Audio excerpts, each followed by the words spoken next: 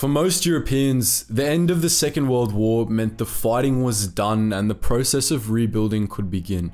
But for the resistance fighters of Lithuania, the struggle was far from over. This motley band of partisans, Marxists, Nazis, liberals, and renegades stayed in the fight until 1953. In this video, we shed some light on those disparate factions and pose the question, how on earth did they manage to get along?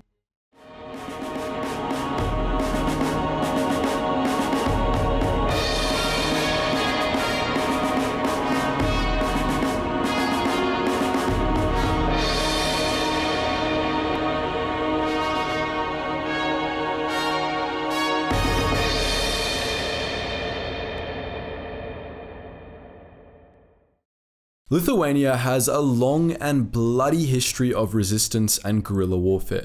From its declaration of independence in February 1918 to the start of the Second World War in 1939, Lithuania fought 3 separate wars, one against the Bolsheviks, one against a force of Baltic Germans pretending to be White Russians, and another against Poland. While the conventional armies battled it out, Lithuanian guerrillas and urban resistance fighters conducted recon and raided enemy supply lines. It was during these early struggles that Lithuanian soldiers and resistance members gained the crucial skills and experience they would soon need for the Lithuanian army. Lithuania would have liked to remain neutral during the Second World War, but its position smack bang in between the Soviet Union and Germany made this impossible. When Soviet and German diplomats carved up Eastern Europe between them, Lithuania was lumped in the Soviet pile. The Reds consolidated by annexing the country in June 1940. At this point, the people of Lithuania had had a 2-decade-long taste of independence, and they weren't about to let it slip away into the hands of the Soviets.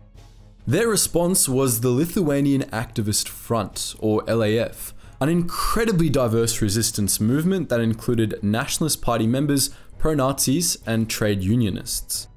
The LAF built a secret communications network and spied on the Soviets, but they also carried out scattered armed raids. Buying into the whole enemy of my enemy thing, the LAF provided intel to the Germans and in return received warning of Operation Barbarossa.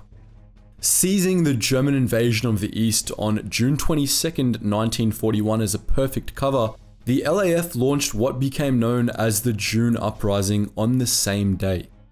Around 10,000 resistance fighters from around the country rose up and attacked the Soviets, fighting side by side with the Wehrmacht. The LAF greeted the Germans as liberators, but instead of freeing Lithuania, Hitler amalgamated it into German Ostland. The LAF had been betrayed. Fearing an anti-German uprising, the German invaders clamped down hard on the LAF. The front's leader, Leonas Prapolianas, was arrested along with many others and sent to Dachau to rot. This betrayal was made all the worse by the fact that the LAF had issued a manifesto aligning it politically to Nazi Germany. This manifesto was viciously anti-Semitic, stating the Lithuanian Activist Front, by restoring the new Lithuania, is determined to carry out an immediate and fundamental purging of the Lithuanian nation and its land of Jews.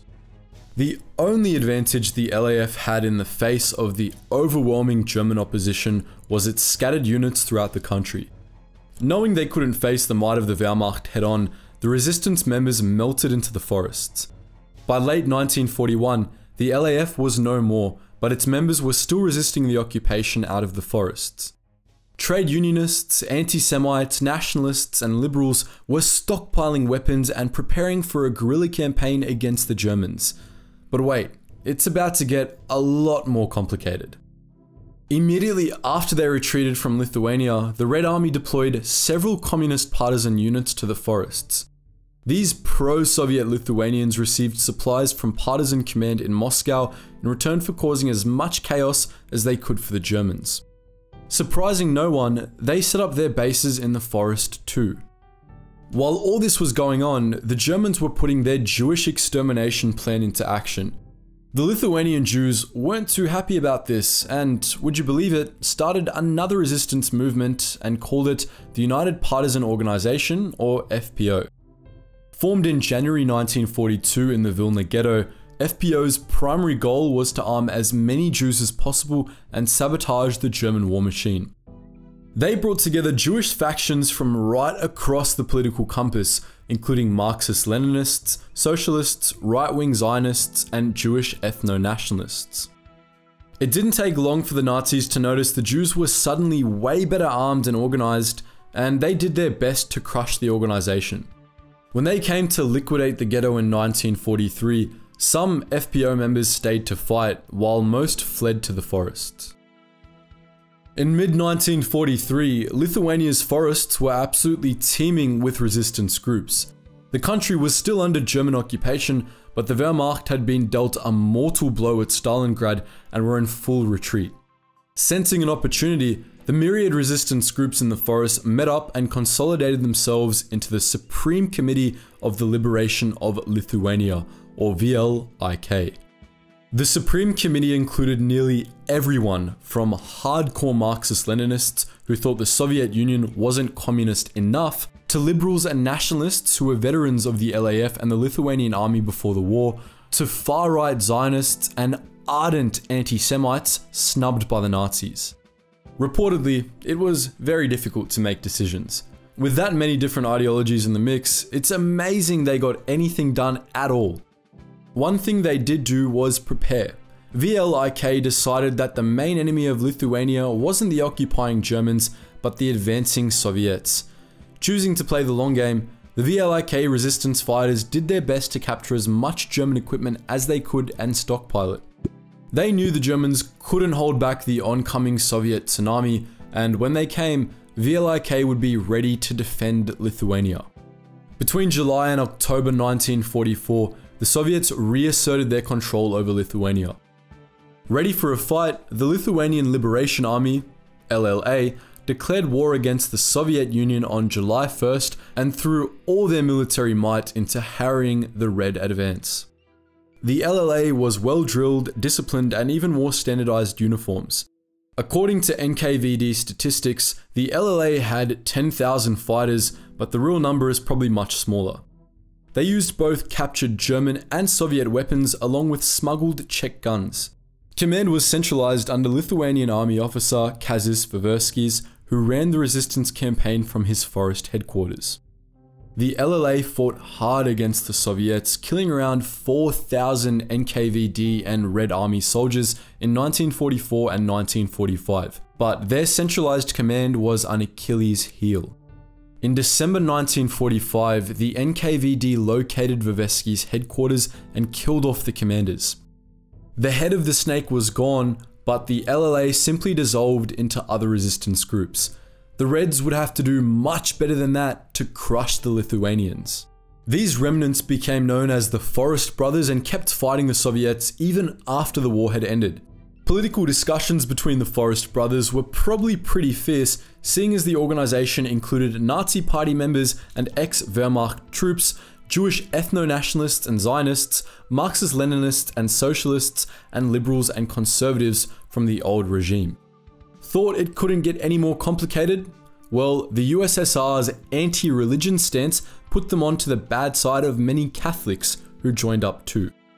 It's estimated that around 30,000 people fought with the Forest Brothers, and amazingly, they managed to get along just fine. Such is the power of anti-Soviet hatred. With a combination of fighting skill, organization, preparation, and guerrilla experience, the Forest Brothers kept fighting a large-scale insurgent war until the 1950s. Deep knowledge of the land let the Forest Brothers launch deadly strikes against Soviet bases and lay expert ambushes for the NKVD and Red Army units sent to eradicate them. They were so effective that, by 1949, they controlled large sections of the countryside and nearly all of the forests. The Soviets knew that sending in troops was a suicide mission, so instead, they went after the men's families. Soviet officials used mass deportations, imprisonment, and covert surveillance to bring the Forest Brothers down. The large-scale resistance ended in 1953, with many Forest Brothers giving up the fight when Stalin died. One of the last Forest Brothers, Benediktas Mikulas, was caught in 1971, 32 years after the resistance to the Soviet occupation began. That was the story of the Lithuanian resistance, the most diverse band of renegades to ever take up the fight against the Soviet Union. But what do you think? Which factions do you think would have had the toughest time getting along? Are you surprised that the people thought the Soviets were worse than the Nazis? What do you think it would be like to fight as a forest brother for decades after the war's end? Share all that and more, guys, in the comment section below, because you know we love to read them. And just before you're sucked deeper into that YouTube algorithm, I'm hoping to redirect you to our new channel called The Braved, where we go through all different eras of history and take a look at some of the most badass individuals from all these different eras, and it's edited in a really high quality way, even more so than this channel. So if that interests you, make sure you check out our weekly videos over on that channel, link in the description below. And also, don't forget to join us on our Patreon. If you do decide to donate, you get access to a behind the scenes Discord server where you can chat to myself and the entire team that run this channel, as well as a couple of exclusive videos posted on there with some more on the way. And lastly, if you just want to join our wider community, make sure you check us out on our Discord, Facebook and Instagram, all which have exclusive posts you won't find on this channel. Anyways guys, as always, thank you so much for watching, and I hope you learned something new.